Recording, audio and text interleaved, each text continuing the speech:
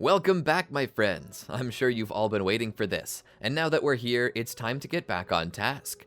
In the previous episode, I released the information that Naruto is about to have a sibling, and I asked for you all to come up with a character for it. And now that I've looked through the comments and weighed the balance, I believe I have an answer. But I'm not going to tell you just yet. You're going to have to wait and see. Is that wrong? Sorry, just like to make you squirm a bit. But don't worry, you won't have to wait long. Let's begin, shall we? But before we do, welcome to the Amagi. Before we begin, only 25% of our viewers are subscribed, so if you're a fan of the video, please like and double check if you are subscribed. And with that out of the way, let's get into the video. Toby sat there and watched as Naruto trained. Naruto had mastered his new body very well. His healing had been far quicker than Obito's ever had been. It took a while for him to understand why. Why was it that Naruto healed so quickly? What was with his ferocity and enhanced chakra reserves? Only in a moment where Naruto entered a flow state in battle against the other Zetsu did Obito truly understand. Naruto possessed the power of the Nine Tails. How was this possible? Naruto was not the Jinchuriki, Kushina was.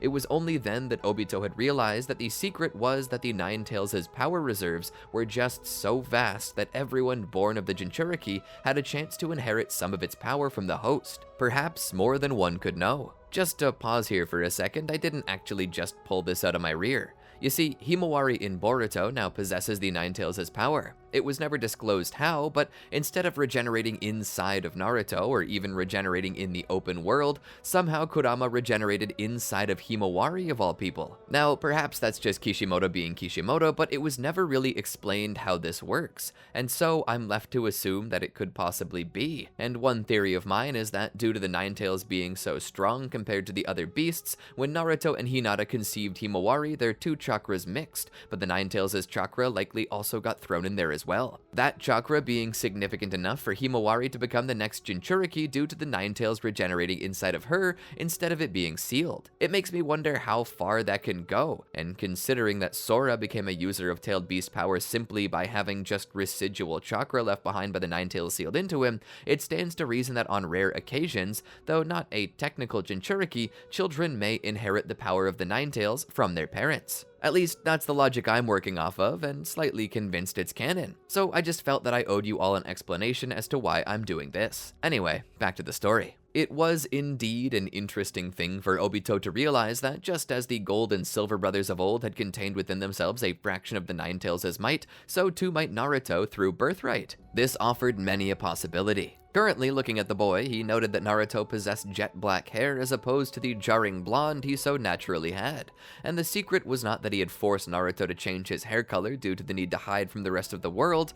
The truth of the matter was that Naruto's hair had naturally done this. It just turned black one day. Obito surmised that Naruto's own darkness seated inside of him had been awakened, and that maybe that was what caused it. Hatred produced a strange dark chakra within people, and it was this dark chakra that awakened inside of the Uchiha their Mangekyo Sharingan. Hatred caused physiological changes, but while the changes were striking, they weren't always dangerous. One could go into the philosophical meaning of the Mangekyo Sharingan and why its representation of hatred made the eye go blind with use, just as the human heart grew colder with each expression of hatred. But Obito was not about to do so. All he knew was that his hair had changed. The fact that it had done so was not a surprise to Obito though. You see, Obito had all but convinced Naruto to give in to his deepest anguish, his anxieties and his anger, his hatred. Doing so was not easy, as Naruto had a naturally upbeat personality that never wanted to give in to such things. Naruto always wanted to believe, so Obito had to cheat. Obito utilized the power of his Sharingan to convince Naruto to give in. The same way Obito had cast Mizukage Yagura under Genjutsu and changed the way he acted to fit his needs, Obito had done to Naruto. And now, Naruto, his defenses having been completely bypassed, was becoming the perfect weapon to use against the Hidden Leaf Village. It was cruel indeed to force a boy to kill his own parents, but the truth did exist that they already had, on purpose or not, gotten themselves pregnant with a new baby. Such a thing was disrespectful to the supposedly dead, and so, in a way, Obito used that to excuse it. Obito could not force Naruto to do anything unless the pain was already there for him to use as a foundation. The very fact that Naruto was currently under Tobi's control now was a testament to the pain he had tried to hide. All Obito had to do was bolster it, make Naruto feel it even worse while attempting to silence any voice of reason within him. And now, Naruto's pain was a well-oiled machine. All Tobi had to do was sit back and watch as Naruto's own latent potential was expanded by hard work and the Hashirama Senju cells. Good, good. Continue to grow. Continue to strengthen yourself. The power you possess can and will topple the world. Despite not being a true Jinchuriki, Naruto possessed the power to surpass all Nine-Tails Jinchuriki up to this point. Maybe it was because the true personality of the Nine-Tails did not sleep within him, but Naruto's control over the Tailed Beast's energy, as well as his mingling with the cells of Hashirama Senju, had produced something almost akin to Six Paths power. It reminded Obito of the Six Paths of Pain that had once been used by Nagato. There was something sleeping within this boy, a power and potential to surpass even the Sage of Six Paths entirely, and Obito couldn't have been more pleased. With this power, soon every tailed beast that exists will be ours, and when that is so, the entire world will be under our rule, and then the peace I have long sought for will finally come to pass. Minato was sitting in his office doing his paperwork as he so normally did. He had a lot on his mind, but that was nothing new. Minato, however, didn't seem to be in too bad of a mood. While the pain of Naruto's loss still existed within his heart,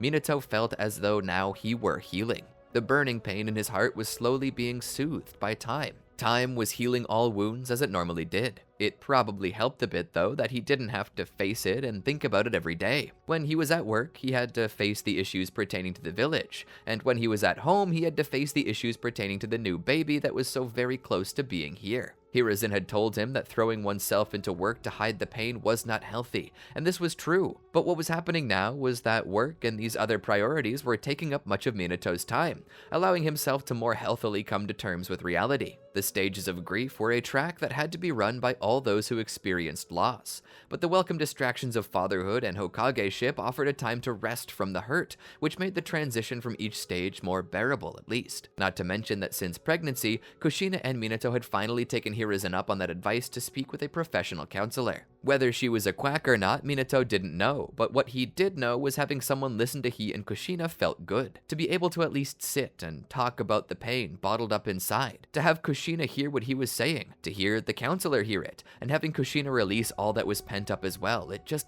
felt good. Venting was a beautiful thing, and perhaps that was the main advantage of the counselor. Minato knew he could release all of his deepest, darkest emotions, all the pain and weakness he couldn't show anyone else, and know that it would be safe. And that's exactly what he'd been doing. Minato and Kushina had been able to talk about their pains, and because of that, Minato was beginning to feel that he had proper balance again. This pain. There was a time to let the raw feelings out, and then there was a time to conceal them. And because of this month-by-month ongoing process, Minato was beginning to feel back to his old self again. But he wasn't the only one healing from the situation. A knock could be heard at the door. "Come in," Minato shouted. The handle jiggled, turned, and slowly began to be pushed open.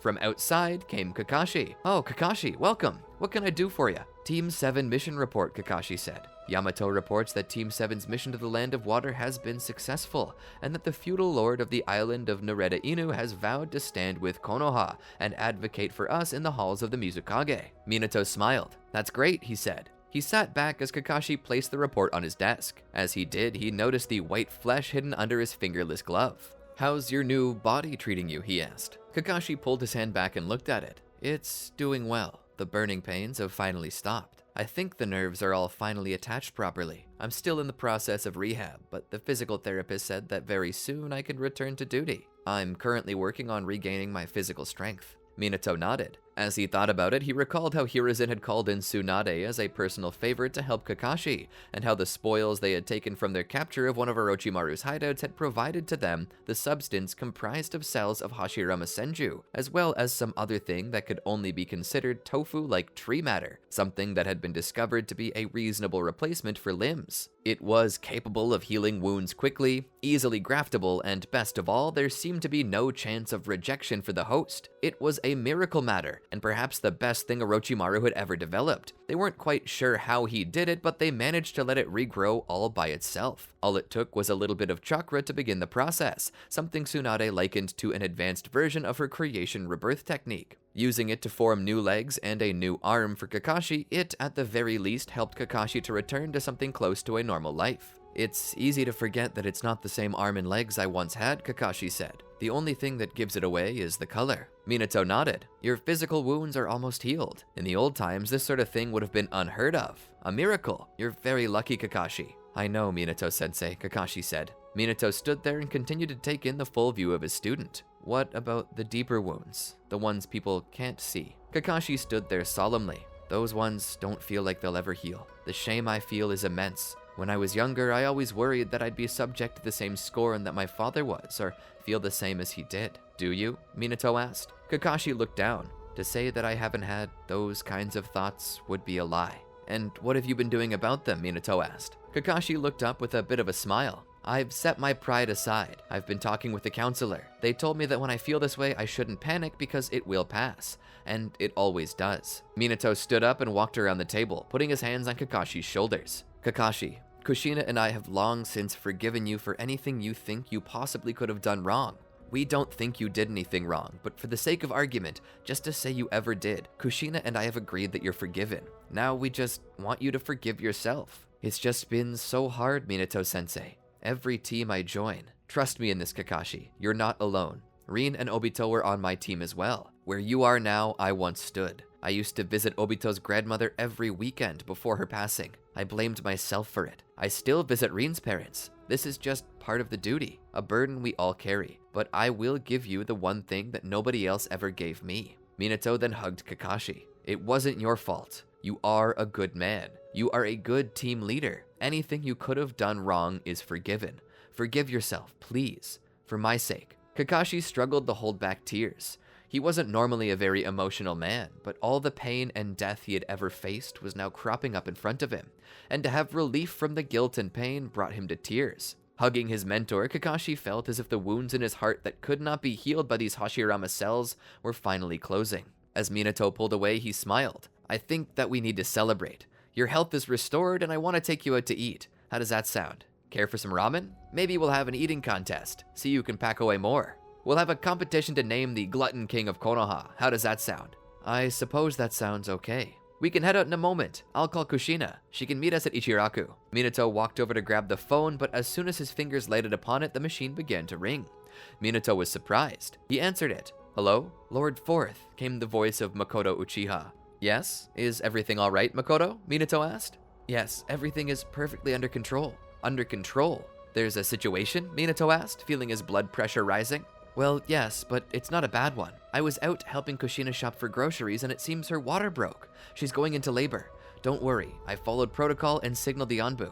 They've already got her en route to the birthing location. Ms. Biwako Saratobi is on her way, as is a sealing unit and the best doctors in Konoha. The only thing we're waiting for is you." Minato felt as though he might puke, but he tried to keep his cool. "Thanks for explaining it to me, Makoto. I'll be there soon." Makoto audibly smiled, her voice echoing that she was happy on the other end. "No problem, Minato. Just promise me you'll stay calm." "I promise I'll stay with your wife until you get here. I've had 2 children myself, don't worry. The second time is always easier than the first. She's strong, and we're even more prepared than last time. Everything is okay." Minato wasn't made any less nervous, but he appreciated the effort. "I understand. Thank you, Makoto. I'll be there in a moment. Bye." He hung up the phone. Taking a deep breath, he looked to Kakashi. "We might need to postpone your celebration. Kushina just went into labor. I need to get to her." Kakashi understood. "I'll go with you." He offered Minato a hand. Minato took it and stood up. The two of them began to make their way to the location. It was the same place Kushina had given birth in before. Walking up to the cave-like structure, he saw a large golden force field set up by the Fuinjutsu team. Within the barrier were Anbu who verified the identity of Minato and Kakashi, welcoming them in. The barrier went back up. After the bodies that were discovered the last time Kushina had given birth, Minato wanted to upgrade security to ensure nothing like that ever happened again, and so secrecy was discarded in preference to fortification. To that end, when the barrier went up, they knew that Kushina would need to go fast to reduce the chances that something could go wrong. So as soon as Minato arrived, they began to induce labor so that the process might begin and end as quickly as possible. Once Minato was there, he got into position to keep the seal closed. This wasn't any different than before, and because he had done it once, the process of keeping the Nine Tails in would be easier. All he had to do was reinforce what was already there, and thanks to previous experience, he knew exactly how to do it. As Kushina began to push, Minato focused his power into the seals. "I see the baby," Biwako said. "It should please the parents to know its hair is red this time." Minato let off a nervous smile but continued to control the seal. Kushina likely didn't even hear it. She was too consumed in the pain and action.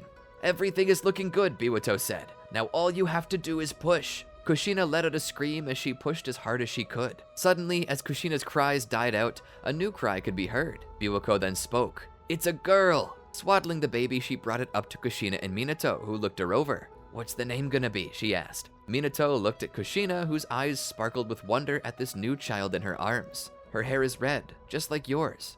Deep red. Are we still gonna name her Akane?" Minato asked. Kushina thought it over. Akane was a word that meant deep red, a reference to the color of her hair. But no, Kushina did not feel like that name fit the child any longer. "This child. It's brought hope to my eyes, a belief that my life isn't over and that love hasn't failed. She's been a beacon in the night to a lost ship sailing across a sea of sorrow. She's a lodestar, a glowing moon giving me guidance, leading me home. My bright red jewel." Minato was surprised. "I never knew you as one who could be so poetic, Kushina." She looked at her husband with a smile. "She's brought light back into my life. I wish to name her after light. Akari. Her name will be Akari." Minato smiled. "Akari. I love it." Giving a kiss to both his wife and the newborn baby, the swaddled bundle of joy found love in the arms of her parents. Obito was viewing these happenings through his crystal ball, a tool similar to that which the Hokage once had so commonly used. "So, they've given birth to that child then." He looked over at Naruto, who sat a ways off in the darkness, his eyes obscured by the shadow of his hanging black hair. "Do you wish to see your replacement?" Obito asked. Naruto looked up, his eyes filled with tears, knowing that everything that he had somehow deep down hoped was a lie was coming to pass. Naruto nervously rose to his feet and began to make his way over. Looking into the crystal ball, he saw Minato and Kushina hugging a red-headed baby closely. In that moment, whatever resistance in his heart that remained was gone. Obito knew that Naruto was holding on to the idea that everything he was told was a lie. It was his final defense. The last threat to his fall into utter darkness. What few blonde sprigs of hair that remained finally turned to complete darkness, signifying his complete spiritual defeat. Obito, below his mask, couldn't help but smile. "I'm so sorry, Naruto," he said. Naruto looked away. Walking off toward his quarters, his sorrowful expression turned to one of anger, his red, flaming, fox-slit eyes burning in the shadows. He spoke. "No, I'm sorry." Days passed, as did weeks, eventually months. The rush of becoming a new parent had not seeped out of their minds. Minato and Kushina both had a new lease on life, it felt. Darkness had been chased away by light, and now that Akari was here, Minato had a new pep in his step. It was one that everyone noticed, including Hiruzen. "Well, I'm glad you're feeling better," Hiruzen said. "I am. I guess nothing puts a pep in your step quite like becoming a father again." Hiruzen offered a chuckle and then a laugh. "Minato, you really are a different kind of fellow." Hiruzen sat down in a nearby chair. "So, how's the war front?" Hiruzen asked. "Anything new happening?" Minato nodded. "Intelligence says that the other great nations are losing their tailed beasts. The ninja villages won't admit to it, but moles in each of the villages have confirmed that yes, they've lost their Jinchuriki." "What do you suppose that means?" Hiruzen asked. Minato shook his head. "I'll be honest with you, Hiruzen, I don't know. A part of me is hoping that someone on our side is taking them over to help us out, but I doubt that we'd be so lucky." Hiruzen nodded. "It is concerning, but regardless, it's something we can capitalize off of." "Indeed we can," Minato said. "Without their tailed beasts, they've lost a large portion of their firepower. Their deterrents are gone. We could use the Nine Tails to threaten them, hopefully force a surrender." Hiruzen nodded. "Indeed, but for now let's put this aside. I feel like it's time we celebrate." "Celebrate?" Minato asked. "Yes, you're a new father. Kakashi is finally back on duty leading Team 7. The war is starting to look like it's heading for a peaceful solution. I don't see why we shouldn't celebrate." Minato smiled. You know what? Yeah, let's celebrate. And so, Minato and Hiruzen went out with Kushina and Kakashi, and many other friends to celebrate all of the good fortune that had come in their direction. They partied pretty hard, and that night, Akari slept through the entire night. Minato felt truly blessed to be able to get this chance at rest, but as Gandalf once said, the silence is merely the deep breath before the plunge. And that is what Minato was about to discover. You see, he was correct in saying that Konoha would not be so lucky as to have an ally in the pilfering of the tailed beasts. No, it had been Naruto doing so the whole time. Naruto had been gathering the beasts, starting from 1 going to 8, each one getting harder and harder still, forcing himself to come up with new techniques and ways of fighting just to get around the defenses of those who housed the beasts. But as he took each one, they became a sign of his growth, his prowess, a test passed. And now only one remained, the Ninetales, one to be taken from the woman who had given birth to him, the woman he had disowned, Kushina Uzumaki Namikaze, his once mother. And currently, as the morning was closing in on midday, he stood there by the edge of the village, looking in. Obito stood by his side and spoke. "Go to the center of the village, cause your ruckus and lure out your father. During that time, I'll find your mother, and I will take the Ninetales from her." "No, I'll take the Ninetales," Naruto said. "I've trained and fought just to get to this point. It's my birthright to take it from her. I will do it." "You will do as you're told," Obito chastised him. "Do not forget who made you what you are, and who can unmake you. This is your chance at revenge, but I will claim the prize. Every tailed beast you took is not a trophy to you, but a trophy to me. Never forget that without me you'd be dead." In truth, Obito did not wish for Naruto to come into contact with Kushina. It was a fear of his that if Naruto managed to see his mother and the wrong thing were to be said, it might lead to Naruto breaking the genjutsu. "Do you have your mask?" Obito asked. Naruto raised the mask of a fox to his face and affixed it there. Obito nodded. "Good. Now go and lay waste to this village. Cause a distraction. I will take the beast and leave. I will let you know when I'm done." "And when you're finished, what are your orders for me?" Naruto asked. "My orders are to do what makes you pleased.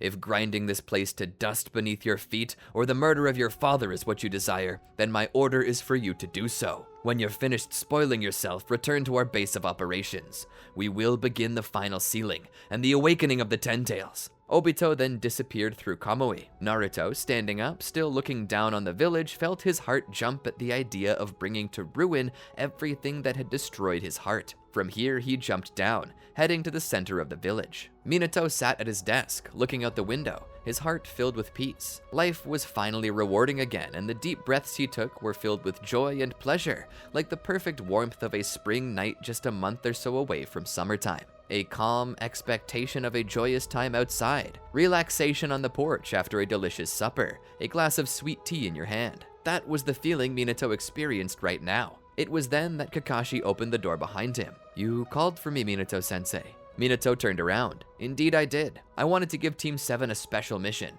"Oh?" Kakashi questioned. "What kind of mission do you have in mind?" "I want you and your team to deliver under the white flag of parley a message to the Raikage. The message is a call for surrender, a promise of fair treatment, and a return to the brotherhood we once shared." He pushed the scroll forward. "And what should happen if they do not respect the white flag and instead attempt to kill us?" Minato sat back in his chair. "I have confidence in you and Team 7's abilities. You've survived worse scrapes, but don't worry. I have Team Guy and Team Kurenai on standby. If you need help, they will cover you for your escape." Kakashi picked up the scroll and placed it into his flak jacket. "As you wish, Lord Forth." Minato smiled. "I wanted to let you know that I'm proud of you, Kakashi," Minato said. Kakashi smiled under his mask. "Thank you, Minato-sensei. It means a lot." Just as Kakashi was about to leave, though, there was a horrendous sound that came from outside. Kakashi looked back and out the window. Minato, still in his chair, swiveled it up around to see what was happening. Outside, there was a large explosion. Minato stood up. Grabbing his flak jacket and his haori, he began to grab his tools. Stepping outside with Kakashi, people ran by screaming. Some covered in blood, others simply in soot. "Are we under attack?" Kakashi asked. Minato nodded. "I think so." He looked back. "I'm going to ask you something important, Kakashi. I need you to listen." Kakashi nodded. anything. Minato then began to explain to him what he needed to do. Naruto stood in the center of the village. Forming in his hand a dark-colored Rasengan, it began to spin, a ring appearing around it. Having merged his wind nature with his Rasengan, he had created this attack he called the Spiraling Ring. Throwing it into a nearby building, it detonated spectacularly, eradicating any sign that a building had ever been there. Nearby, many creatures lingered, each possessing a mask of their own. These 9 creatures went about terrorizing the village. It was at this point that Minato appeared, kunai in hand. "Who are you? And what business do you have here in Konoha?" Naruto did not respond to him, only creating another spiraling ring. He ran at Minato, throwing it. Minato managed to jump over it, and as he did, the edge of his haori was cut apart by the attack. As he landed, he watched the sphere explode in the distance. He was shocked by it. Another technique based on a tailed beast ball. He wondered. Turning back, he was struck back by a kick from his new adversary. Elsewhere, in Kushina's home, she peeked outside, having heard the distant thuds and blasts of explosions. She walked back into the main living area and turned on the TV to see if she could get any report on what was happening, but it seemed as though all of the local channels were out, and no other channel seemed to be containing any news about what was happening. What's going on, she wondered. Suddenly, a hand laid upon her shoulder. She felt her blood run cold. Turning back, she saw the familiar face of Kakashi. "Come on, Lady Kushina. I'm supposed to take you to a safe house," he said. Kushina let out a sigh of relief. "Kakashi, you scared me." "My apologies, milady, but Minato-sensei ordered me to get you to safety, and that's what I intend to do." As she got up, she went up the stairs to grab Akari in her arms, swaddling her to keep her warm from the chill outside. Kakashi grabbed a coat and put it on her and began to lead her out. But as they were leaving the village, they were stopped by another. A man in an orange swirling mask lay before them. Kakashi could tell that this was trouble. Holding his hand back, he spoke. "Miss Kushina, be ready to run. If I fail, I want you to run as fast as you can to the Uchiha compound. Lord Fugaku will protect you." Kakashi then began to make his way forward. "Is this attack your doing?" he asked the mysterious shinobi. The man looked around. "Maybe a little." Returning his gaze to Kakashi, he spoke. "You know, you don't have to throw your life away here. Step aside and let me take the woman and you can make it out of here with your life." "I'd rather die," Kakashi said. The man smiled. "A man on a mission, willing to sacrifice anything to protect someone close to the Hokage. Let's hope you don't fail again." "What do you mean by that?" Kakashi asked. The man shrugged. "I suppose your imagination is yours." He began to approach. Kakashi walked forward, leaving Kushina behind him. "Keep your eyes open," he told her without removing his gaze from the man headed in their direction. Coming within arm's length of the man, Kakashi was now in a defensive stance, his Sharingan exposed and gleaming red in the sunlight. Holding a kunai in his hand, he went to strike the man, only for his fist to pass through. Suddenly, the man pushed a kunai into his stomach. Kakashi gasped and fell into the man's shoulder. "As I said, you didn't have to throw your life away so recklessly. And now you have proven yet again why you're so stupid, Kakashi." The man let Kakashi fall to the ground. He continued to approach Kushina. Her face was covered in terror as she stepped away from him. She held her baby tight, preparing to cover it with her own body should the man attack. As the masked individual's hand reached out to grab her, suddenly it disappeared as the man was warped away. Kushina looked up to see Kakashi pulling a kunai out of his stomach. He began to walk over to her. "Kakashi, you're okay?" she asked. He nodded. "My body contains Hashirama Senju cells. It's gonna take a lot more than that to put me out of commission." Suddenly, from behind, the man reappeared from a swirling portal in space-time. Kakashi began to understand. This man is a user of the same type of technique as my Kamui. He looked to Kushina. "Get ready to run. I'm gonna warp this guy out. When I do, get to the Uchiha compound as quickly as you can." He looked back at the man who was dusting off his hands. The man picked up the discarded kunai that still had some residual blood from Kakashi on it. "I suppose we both underestimated the other," he said. "Round 2 starts now then." Kakashi once more approached the fellow. As he began to strike out, his hands passed through harmlessly. That was when Kakashi began to understand that this man was using Kamui to make himself intangible, warping away certain parts of his body just as he was being struck. An ingenious use of the technique, but now that Kakashi understood how it worked, he could counter it. As Kakashi began attacking again, his strikes began to land, startling his masked adversary. "So you've figured it out, have you, Kakashi? Fine. The advantages are all neutralized, but regardless, I can still defeat you." It was then that Kakashi grabbed onto the man. Together with him, he teleported to the Kamui dimension. It was then that Kushina turned around and began to book it toward the Uchiha compound. As Minato rolled back, he stood, holding 2 Rasengan, and he pushed them into the chests of the Hokuto Sennin and Nanto Sennin masked beasts, causing them to fly off in another direction, returning to the miniature kitsune that they had once been. Minato was then pounced upon by the white tiger beast. Laying on the ground, his hands reaching out to grab the paws of the tiger, he called upon his sage mode to give him the strength to hold up all 500 pounds of muscle that was bearing down upon him. Getting his foot lodged in the beast's belly, he kicked as hard as he could, knocking it off of him. As it laid there, he stood and formed another Rasengan. The tiger rushed at him, jumping out.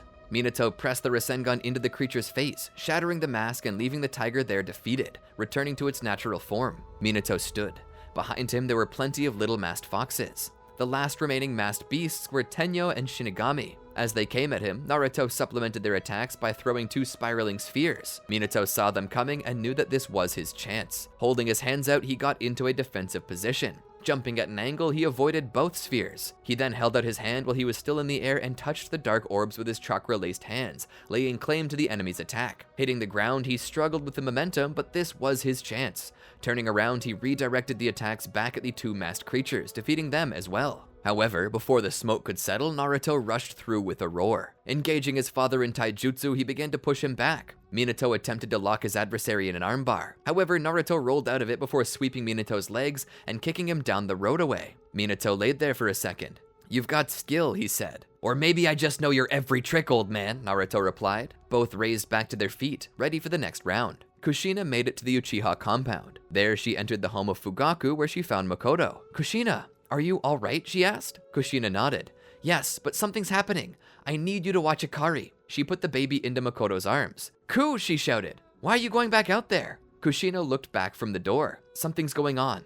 I don't know what it is, but something's happening and I need to be there for it. Minato needs me right now. Please, watch over Akari. And if I don't come back..." Makoto's face grew sterner. "You better come back." Kushina nodded. She ran out the door. Makoto looked down at the baby in her arms. "Don't worry, your mama will be home soon." Kakashi and the masked man fought in the dark void of Kamui. Beneath their feet were only strange cubes of unknowable length. They had essentially been transferred to the PlayStation 2 startup screen, and upon this large expanse that seemed to go on forever, Kakashi and the masked man continued to fight, exchanging blows. "You know, the day that I got to kill you personally has been all that's on my mind for these many years." "Who even are you?" Kakashi demanded. "How do you know so much about me?" The masked man scoffed. "You really want to know?" It was then that he raised his hand to his face and gripped his mask. He pulled it away, revealing his true identity as Obito Uchiha, the former teammate of Kakashi from Team Minato. "Obito?" Kakashi asked in surprise. "How? I watched you die." "The reports of my death were greatly exaggerated.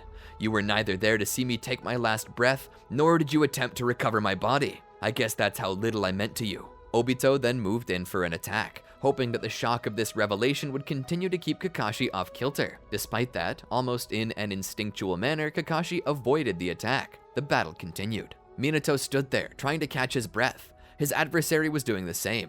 At about that time, Kushina ran up between them. "Minato!" she shouted. Minato, horrified by her appearance, scolded her.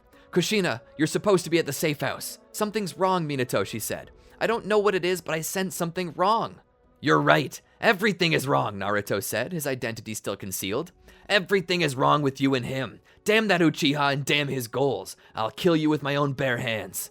He formed a spiraling sphere and rushed toward Kushina with it. Minato, forming a Rasengan, cried out and rushed out to meet them. Kushina, standing there between them, saw it all unfolding as if time had come to a crawl. Minato, utilizing the flying Raijin seal he had incorporated into Kushina's 8 trigram seal, gained a slight speed advantage. Putting his arm around her, he pushed her behind him. He then pushed his Rasengan forward to collide with his enemy's spiraling sphere. There was a bright flash, and then a loud explosion that pushed all affected parties back. Minato flew through the air with Kushina. He wrapped his body around her as they rolled. When they came to a stop, he looked at her. "Are you okay?" he asked. Kushina was mortified. "Minato, your arm." Minato looked down and saw that his left arm had been blown away to just below the elbow. "I'm okay, but you need to get out of here," he said.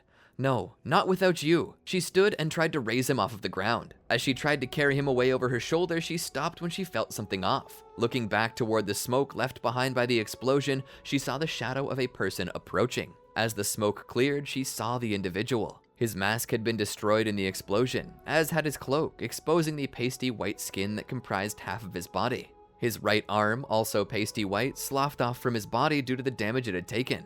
Kushina, though, wasn't as surprised by this as she was by his visage. Though his hair was now black, his appearance gave away exactly who he was. Together, the two parents spoke in unison as they understood who it was that stood before them. Naruto. He grit his teeth as he grew closer. As he limped closer toward them, blood dripped from his mouth as he shattered molars under the intense pressure created by his jaw. His rage boiled out through blood and tears. "I hate you," he shouted at them. The sound of his voice carried out over the whole village, echoing out, demanding silence from even the crackling flames. "I hate your guts. I just want you to die. Just die." Kushina shook her head. "Naruto, what are you doing? Why are you doing this?" Naruto stood there, his body trembling with anger. Why am I doing this? I'll tell you why. Because I want you to suffer. I want you to suffer and die. I want to see your graves and spit on them, to piss on the headstone that I'll carve out. Here lies the worst parents in the world. Burn in hell, you won't be missed. Minato heard this and was confused. I'm confused. You're not thinking right, Naruto. Someone has you under control. No, they don't, Naruto shouted. I thought you loved me. We do love you, Kushina said. Naruto shook his head. No, you don't. Don't lie to me. What could we have ever done that would make you think that, Minato asked. Naruto wiped tears from his face. You want to know what? How about replacing me? Replacing you? We never replaced you. Yes, you did, Naruto said. Not even a month after you thought me dead, you were already pregnant again. I was ready to come home, but I had no home to come back to. My room was already cleared out, my things in the dumpster. We never threw anything out, Kushina cried, tears running from her eyes. You think we planned the baby? It was an accident. Naruto scoffed. An accident? What a phrase. You mean you didn't mean to make a baby? No, you said accident. Have you ever loved any child you brought into this world? That's enough, Naruto. Don't speak to your mother that way, Minato said as he rose to his feet. Don't speak to her that way. Okay, let me speak to you that way then. You're trash, Dad. What matters to you was never me. It was never the new baby. The day I died, you were working. The day you learned of my death, you were working. You never stopped working. Well, now you'll stop. And stop breathing, too. Minato, with his one good hand, gripped a kunai. Demons are in your head, boy. I'll beat them out personally. Naruto scoffed. No, the only one with a demon in them is my mother, and I plan to take that out of her and give it to my master. It was then that all of the masked beasts returned to Naruto, each one turning to a crimson light that shot across the field.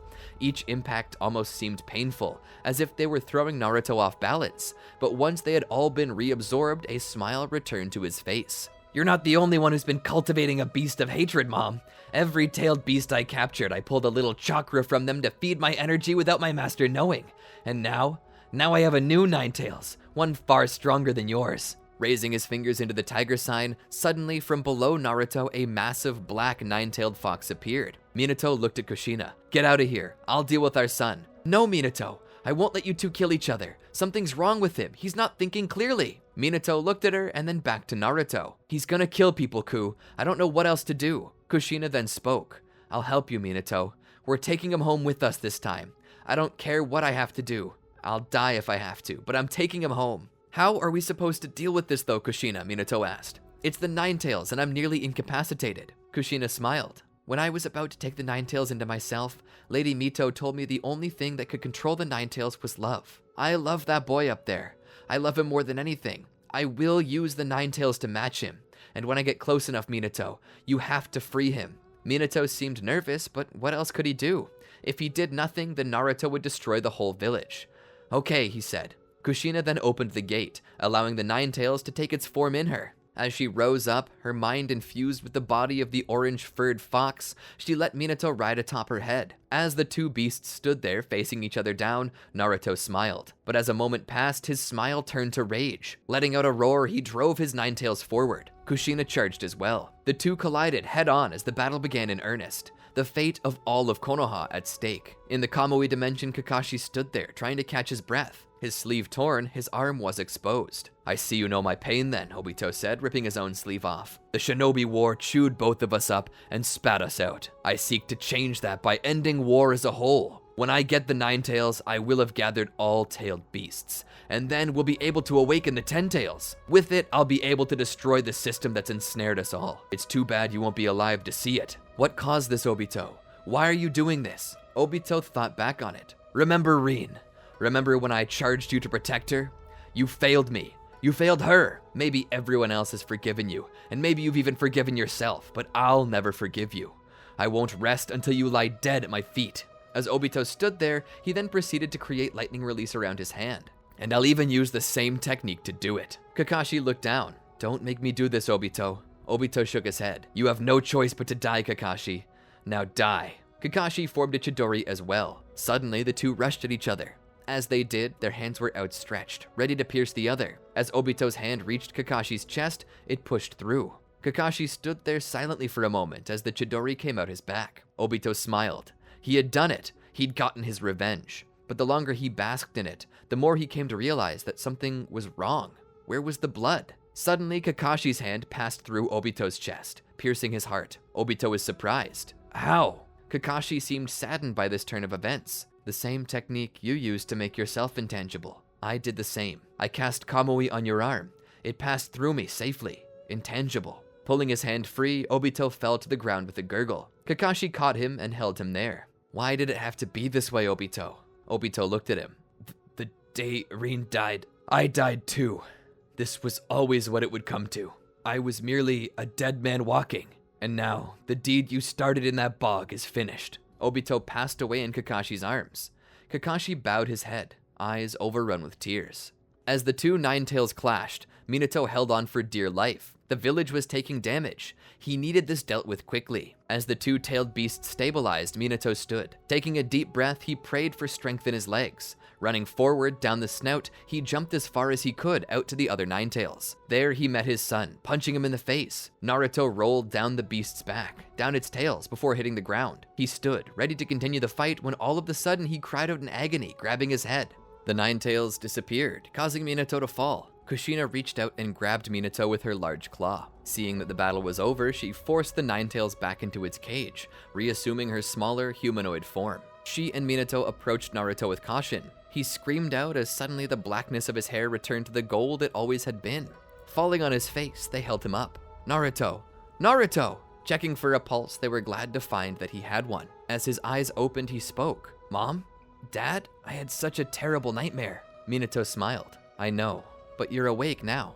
Rebuilding the village was a task in and of itself, but eventually the village was rebuilt, and with the loss of the other tailed beasts, the war came to an end. Peace was restored, but as much as anything else, Minato and Kushina's family was restored as well. Minato and Kushina watched as Akari continued to grow, taking on the same fire as her mother. Every day she went to the academy, and her big brother Naruto was the one to walk her there each day. He took to this role as an older brother well, which Minato was proud of. Like his student and his son, Minato too had an arm made of this mysterious flesh that mimicked the bone and sinew that had been destroyed. And speaking of Kakashi, Minato went to meet with him. Finding his student by the cemetery, he moved closer. Kakashi. Looking down at where his student was standing, he saw two headstones with two names inscribed upon them, Rin Nohara and Obito Uchiha. It's hard to believe that Obito survived, Minato said. Even harder to believe that he would try to destroy us like that, Kakashi stated. Minato thought about it. You know, he tried to turn Naruto against us. Naruto was controlled by him. But at night, as I try to sleep, I'm haunted by the idea that the genjutsu he cast on Naruto, the feelings Naruto had, were perhaps Obito's feelings. Obito turned Naruto against us, but I can't help but wonder who turned Obito against us first. I guess it's too late to ask, Minato said as he looked at the headstones. Maybe Obito was coerced to turn against us. Maybe he wasn't, Kakashi said. But regardless of which is true, I plan to remember the Obito I knew. That was the real Obito, and I'll never forget it. Minato nodded. Why don't you come over for dinner, Kakashi? You know, you're a member of this family too. Kakashi looked up at Minato. Maybe I am, but I don't know if I should. Minato shook his head. I insist. Kakashi took a deep breath and sighed. All right, fine. That night, they all reconnected, truly, for the first time in a while. And though they had experienced much pain the past few years, it was finally over, and they were allowed to enjoy peace together. And that's where I plan to end it for now. I hope the ending was everything you expected it to be. I sometimes have a hard time landing the endings, so let me know if I did well. Let me know what your favorite part was, things you'd like to have done differently. I'm excited to hear about it from ya. Don't forget to like, subscribe, and ring the bell to be notified when more videos like this drop, and if you can't wait, check out these other videos from our channel. Until next time, peace out.